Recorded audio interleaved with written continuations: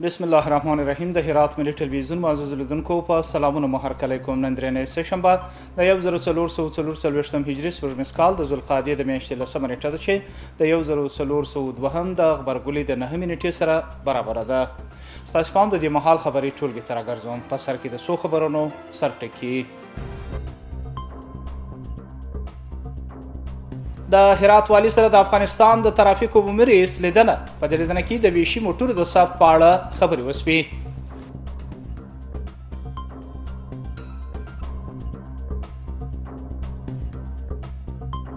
د ځوانانو امریت کې د آنلاین کارموندنې مرکز پرانیستلو چمتووالی.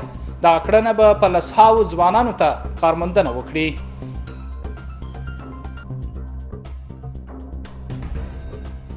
او د اسلامي حکومتولۍ په نوم د یوې غونډې جوړېدل. مولانا حقانی د غونډې جوړونکو څخه قدرداني وکړه.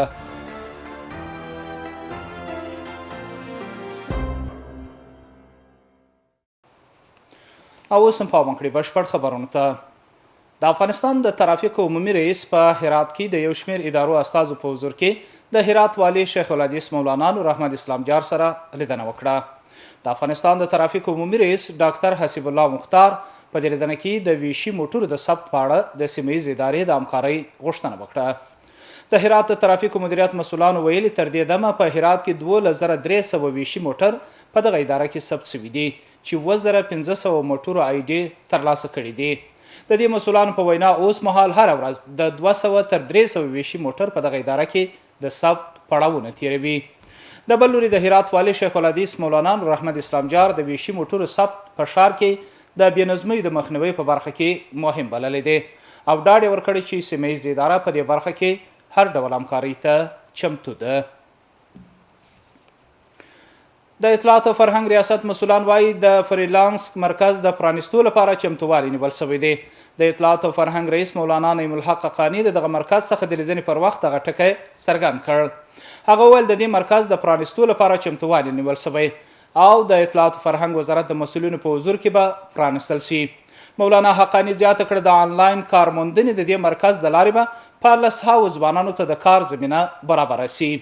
دا راز دغه ریاست د ځوانانو امیر مولوي عبدالمتین عادل وایي دې مرکز ته د اړتیا وړ وسایل برابر شوي او لا مخکې ځوانانو ته په دې اړه روزنې ورکړل شوي دي.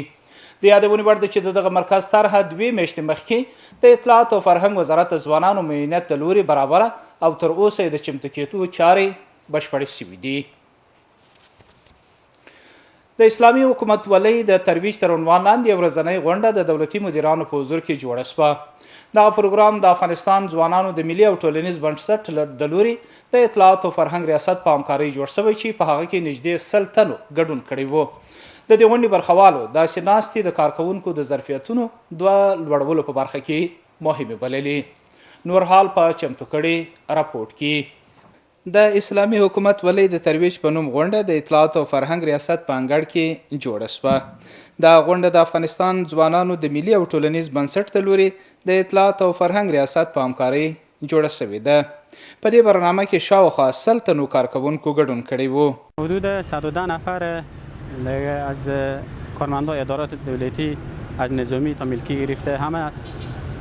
10 نفر از علمای کرام، 15 نفر از جوانان نخبه ولایت هرات و دیگه کارمندان ادارات و از دیگه ارگان همه هستند به شرکت دارم. در آینده ان شاء الله ما امیدواریم که به همکاری امارت اسلامی افغانستان بتونیم که برنامه‌های بهتر و خوبتر و وسیع‌تر ما در زمینه اجرا کنیم.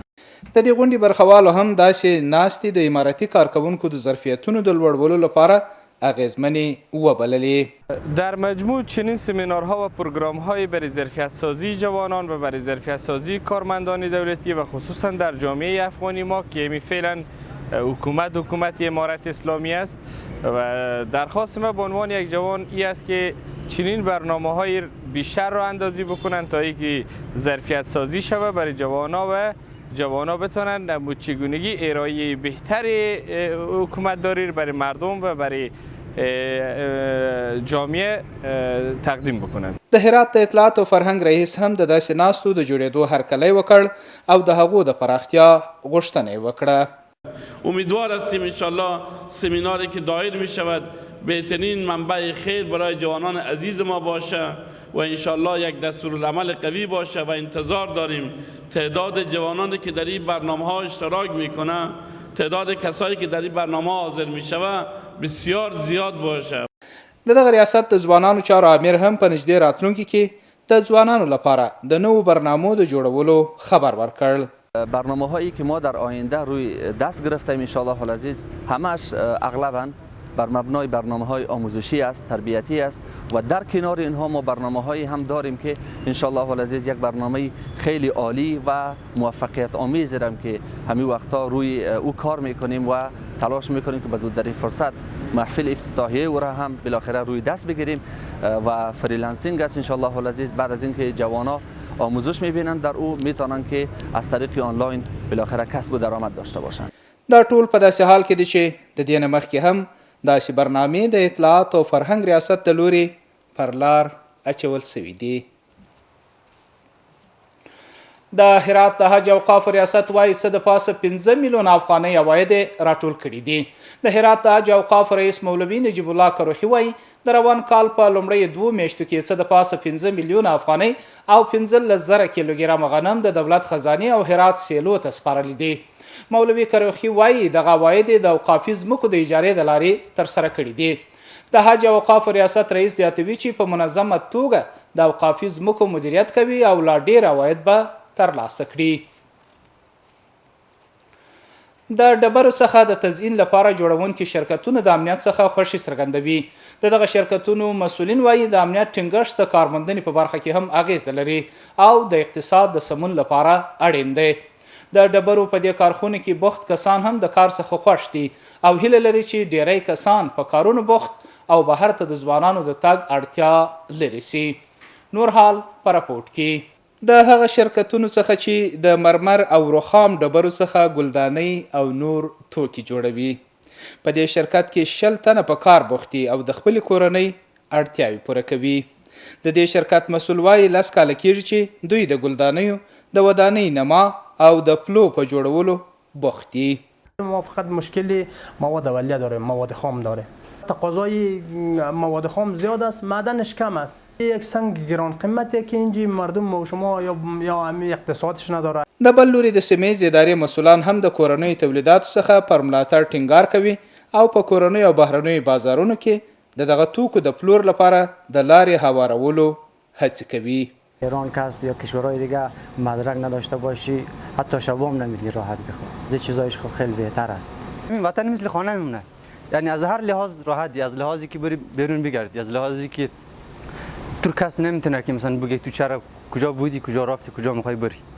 یعنی از هر لحاظ خاک بودی. جوانای ما چقدر در راه اروپا غرق شدن، چقدر مثلا در ایران اونا شکنجه میشن. اگر مثلا بیان در کشور خود همین زمینای مساعد شه، حداقل با ماش اندک کمتر مثلا ولی بهتر این زمینای مساعد شه، شرکت های باشه، جوانا سرکار شه، خیلی بهتر است. خاک است، وطن است. اگر ما شما نسازیم پس کی بسازه؟ بیگانه نمیه مثلا بسازه. پس خود ما باید دست به دست هم بدیم تا وطن خود را آباد سازیم. ما خودکفا هستیم، خود ما توانمندی پیدا کردیم و خود ما میتونیم به داخل کشور خود تولیدات داشته باشیم. ما مشکلات خود وقتاً فوقتاً به اداره محلی هرات و مسئولین بزرگ و ردی بالای اداره حکومت امارات اسلامی افغانستان، از رهبری امارات اسلامی افغانستان تا مسئولین کابینه، همیشه ما مشکلات خود گفتیم و ما همیشه برای صنعتکارا و تجار محترم خود گفتم که شما طرح علمی واقعی که قابلیت اجرا داشته باشه را آماده کنید، از ما فقط امضا بخواهید و اجرا بخواهید. ما طرح‌ها و پیشنهادهای صنعتکارا و تجار خود را به جان و دل میپذیریم و ثمره از او را دیدیم. بیش از 30,000 نفر فعلا در شرکت صنعتی ما به طور مستقیم کار میکنند. شاید حدود 100,000 نفر به طور غیر مستقیم در این کار مشغول باشند و ما میخواهیم که صنعت ما رو به خودکفایی برو قوی تر شده برو. اوس مهال د ډبرو څخه د توکو جوړولو شاوخوا 40 کارخونې فعال دي چې د شش شریف مرمر او د هلمند رخام ډبرو څخه کار اخلي. او په هرات کې د اسلامي امارت ځواکونو د لوري 15 تنه د نشئی توکو د پلور په تور نیول شوي دي. د هرات د نشئی توکو په وړاندې د مبارزې مدیریت د کشفي عملیاتو په ترڅ کې د دې ولایت مربوطاتو څخه د نشئی توکو د جوړولو په تور 15 تنه نیولي دي. د دې کسانو څخه 1250 کیلوګرامه کاستیک سودا، 4000 کیلوګرامه آهک او 80 لیټره تیزاب ترلاسه شوي دي. د کسانو ته دوسیې ترتیب او عدلي او قضایي ارګانونو ته لیږل شوي دي. او اوس هم د سبا ورځې د هوا حالت. ګرانو دوستانو د ما سلامونه ومنئ، شپه مو په خیر. اوس هم پاملرنه وکړئ د سبا ورځې د هوا حالاتو ته. چهارشنبه هرات شهر المر 11 سلور درش تیتای 15، غوریان المر 11 اشپوش درش تیتای 12، کراخ المر 11 تیتای 14 او پشتون زرغان المر 11 سلور درش تیتای 12. محترم لیدونکو، دا و د دې مهال خبرونه. اوس هم په پای کې یو ځل بیا د څو خبرونو سرټکي. د هرات والي سره د افغانستان د ترافیکو عمومي رئیس لیدنه. په دې لیدنه کې د ویشي موټرو د ثبت په اړه خبرې وشوې.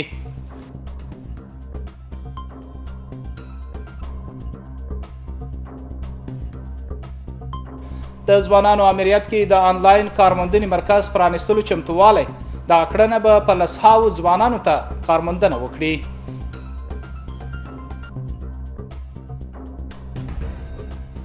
او د اسلامي حکومتولۍ په نوم د یوې غونډې جوړېدل. مولانا حقانی د غونډې جوړونکو څخه قدرداني وکړه.